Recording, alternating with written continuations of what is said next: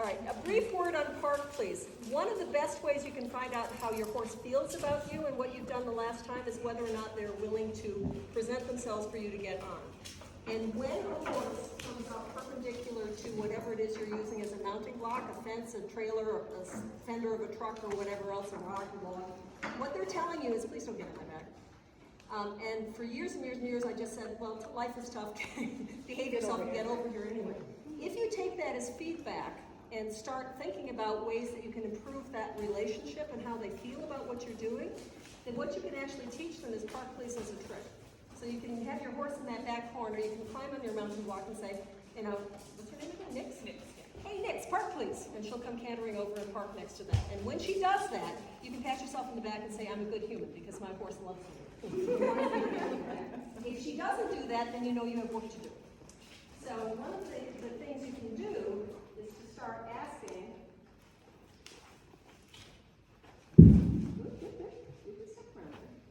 you're okay. That's actually not too bad. What I'd like you to do is to go stand at the mountain block. Okay. I'm not sure if this is tall enough for you to get on. She's a very tall horse, and I'm a very short person. You're not going to try to get on her right now. You're just going to love on her, scratch on her. When she walks, could you please get the view that I have played with? When your horse walks away, it can be because you're distracted by another horse. Oftentimes it's not. Again, it's a statement about how they feel about the entire process of having you get on. And since this is, in fact, why don't you guys tie up your horses so that you can not be distracted by them. So what you're trying to do is change your feet. Make sure you get reach. I'm going to tie there. And that's just on loving. So you should just start with the scratching and the loving. And if she says she has to leave, you notice I'm not telling her she has to stay. I'm saying that's fine. You need to leave, you leave. I don't have a problem with that. What I want to have you do is you tell me that you don't have to leave. It's okay. It's your choice. Ooh, pat. Good. Good girl. And I don't care if I have to do this 5 times or 500 times. I am looking for the horse to say, I choose to be in this posture. And I'm comfortable not being held. And if she says she has to leave, then we leave. So I'm not making her feel wrong about her emotions. And so I don't think that actually this has anything to do with the other horses. I think this has to do with her not being sure about having mom up in this mounting block. And that's okay. That's her opinion, that's her emotions. And we just want to work at changing those emotions. She's chewing. Yeah, she's a good girl. That's awesome. Oops, we need to move again. Okay, you need to move, you need to move. My cool Prince, sideways from birth, he took 8 days of me doing the standing on the mounting block before he finally asked me to get on his back. Because I'd ask him to do this and he'd come up and he'd, oh, that's good, you're talking to mom, that's good, you come forward. How long was each session when you say 8 days? It was only 5 minutes, because if he didn't come to me, we were done. Yeah, how many times a day? No, just once. Once a day. So you were on your own, so you stood at the mounting block, or do you have the halter on? No, no, he was at liberty. Okay. I just called him, he came, presented his nose to me, said, you can scratch my head. I said, can you park please? And he looked at me and said, no, thank you. And he'd walk away, and I said, okay, well, that was good enough. We tried, it didn't work. And on the 8th day, he came up perfectly parallel, easy, and looked at me and said, you can get on now. It's okay, I'm good. And that was my first ride on that colt. Without gear on him, he walked 250 feet to the round pen from, down below. Wow. And he sidled up to the gate. He let me open the gate from his back, went in, closed the gate with his nose, and I latched the gate. And then we did walk, whoa, turn, stop, something like that. And then he leg yielded on his own, I did not ask for him, to the fence, turned around, looked at me and said, would you please get off? And that was my first ride on Prince.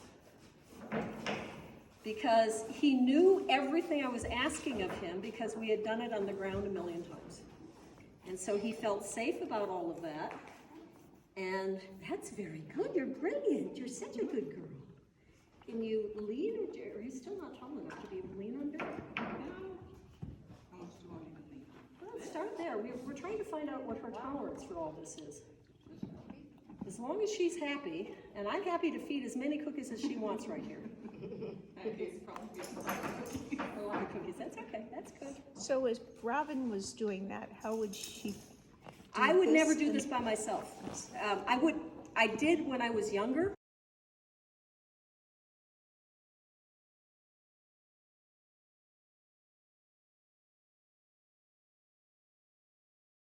I don't do this anymore. I always have somebody who's like a ground partner whenever I'm starting a horse, so that I can be comforting the front end while somebody else is working on the back end. I think she's actually decided she's okay to stay. If you're able to jump and keep your balance and not fall off, yeah.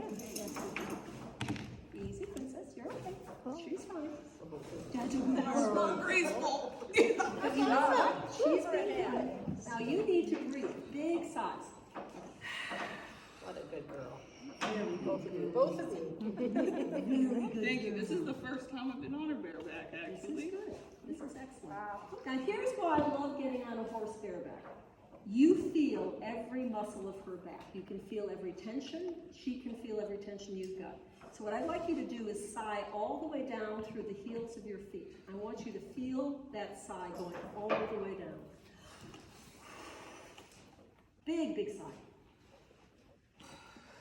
There you go. Huge sigh, another one. She tells me with the blinking of her eyes you're getting better. Do it again. Awesome. Yeah, and her eyes are happier. Can you see it? Okay.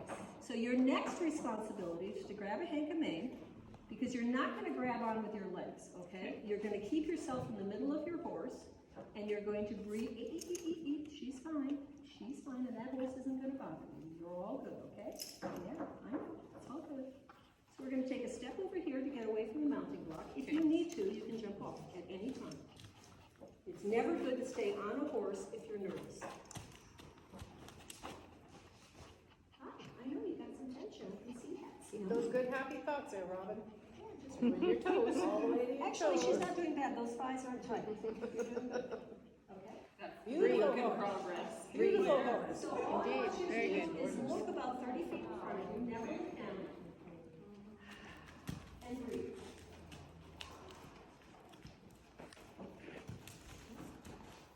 You know, Mom's working. It's okay.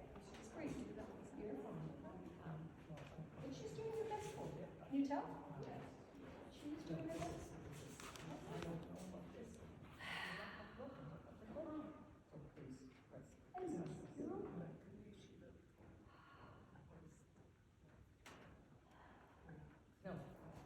This is up to you. One thing that might help both of you is if you simply push off with your hands, jump down, and do it again. Because one of the things now you have a concern under your sternum about whether or not you're going to come off. If you jump off and land on your feet, you will know you can jump off and land on your feet.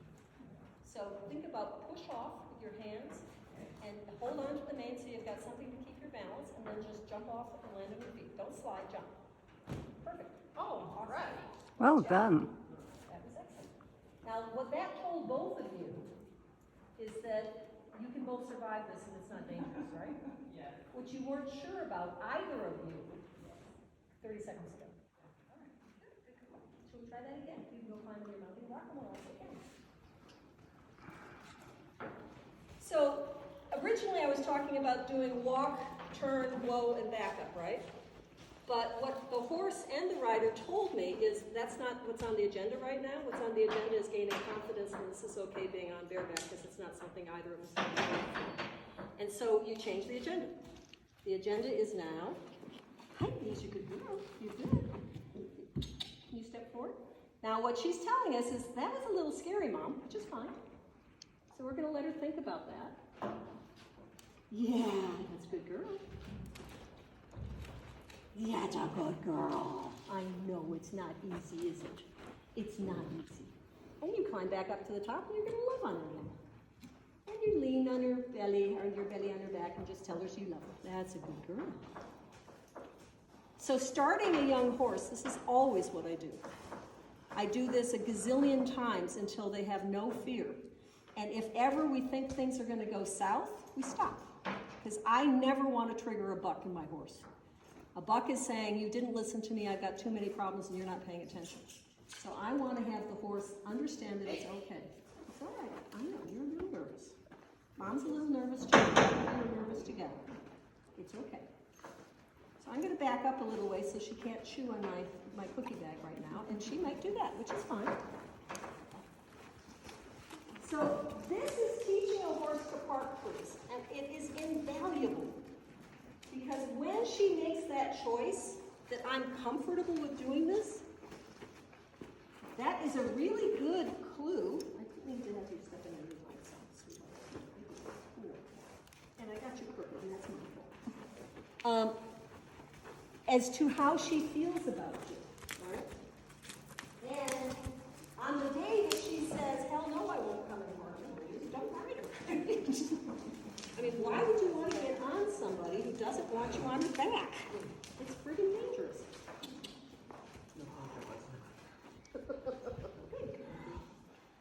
You're fine. It's okay. It's fine. It's fine. Isn't it interesting that having gear on her makes both of you feel safer than being without gear? Yes, it does. Okay, she's walking away again. Step up. And I'm not telling you that you can get this done in one day. You may not. And don't worry about that. All you care about is her consent and her relaxation and your oh, I like that. Every time you take her away and ask her to come back, she should get a little bit better. Yes, okay. Actually, her eye just got a little happier there. She did. Can you do that with Mom this time? Is it okay? It's okay. You've got to make sure that when you jump up on her, honey, that you give a big sigh and blow out your air. Okay? Because that's what horses do when they start to feel like they're relaxed. They blow up. You want a cookie? She says, I don't know. Mom, what are you doing? I gotta pay attention. No? She said, no, it's not ready. Okay, that's fine. And as I said, I don't care if this doesn't work today. I want you to understand what the process is and realize the value of doing this in terms of your relationship with your horse.